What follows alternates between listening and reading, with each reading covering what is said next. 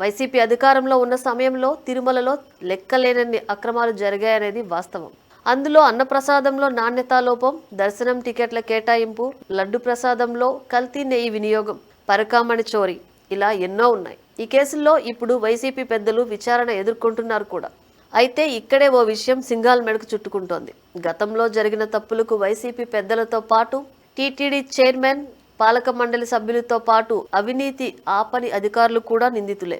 కళ్ల ముందు శ్రీవారికి అపచారం జరుగుతుంటే కళ్లున్న గుడ్డివారిలా, చెవులున్న వినపడనట్లు చెవిటివారిలా నటించిన వారంతా దోషులే. ఈ జాబితాలో సింఘాల్ కూడా ఉన్నారు. గతంలో 2017 మే 6 నుంచి 2020 అక్టోబర్ 4వ తేదీ వరకు టీటీడీ ఈవోగా కొనసాగారు సింఘాల్. ఆ సమయంలోనే నెయ్యి సరఫరా చేసేందుకు టెండర్ల నిబంధనలో మార్పులు చేర్పులు జరిగింది. నాటి టెండర్ ప్రక్రియ సింఘాల్ సమక్షంలో జరిగిందనేది టీటీడీ ఉద్యోగుల మాట. అయినా సరే సింఘాల్ ఒక్క అభ్యంతరం కూడా చెప్పలేదంటున్నారు. సింఘాల్ బదిలీ తర్వాత ధర్మారెడ్డి ఈవోగా వ్యవహరించారు. కూటమి సర్కార్ అధికారంలోకి వచ్చిన తర్వాత కేంద్ర సర్వీస్ నుంచి రాష్ట్రానికి వచ్చిన సీనియర్ ఐఏఎస్ అధికారి అయిన అనిల్ కుమార్ సింఘాల్ను టీటీడీ ఈవోగా నియమించింది. నిజానికి కల్తీ నెయ్యి కుంభకోణం బయటపెట్టింది సీనియర్ ఐఏఎస్ అధికారి శ్యామలరావు. కానీ ఆయనను బదిలీ చేసి ఆయన స్థానంలో సింఘాల్ను కూటమి సర్కార్ ఈవోగా నియమించింది.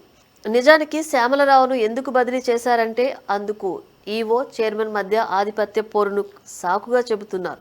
కానీ శ్యామలరావుతో కంటే కూడా జేఈఓ వెంకయ్య చౌదరితోనే చైర్మన్కు పడటం లేదనేది ఉద్యోగుల మాట. 2005 బ్యాచ్కి చెందిన ఐఆర్ఎస్ అధికారి వెంకయ్య చౌదరి జూలై 2024లో టీటీడీ అదనపు ఈవోగా నియమితులయ్యారు. నాటి నుంచి ఆయన చెప్పిందే వేదం అన్నట్లుగా కొండపై సాగుతుందనేది ప్రధాన ఆరోపణ. EO versus JEO, chairman versus JEO అంటూ ఎన్నో వార్తలు కూడా వచ్చాయి.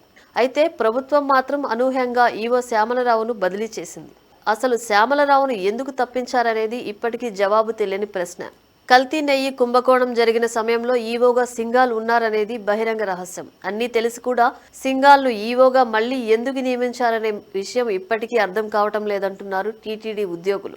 నిజానికి అప్పటి పర్చేజ్ కమిటీలో సభ్యులుగా ఉన్న ప్రస్తుత మంత్రి పార్థసారథిని, కోవూరు ఎమ్మెల్యే ప్రశాంతి రెడ్డిని ఇప్పటికే సిట్ అధికారులు విచారించారు. కానీ నాటి కల్తీ నెయ్యి టెండర్ ప్రక్రియకు ప్రత్యక్ష సాక్షి సింఘాల్ను మాత్రం సిట్ బృందం చూసి చూడనట్లు వదిలేస్తుందనే మాట బాగా వినిపిస్తోంది.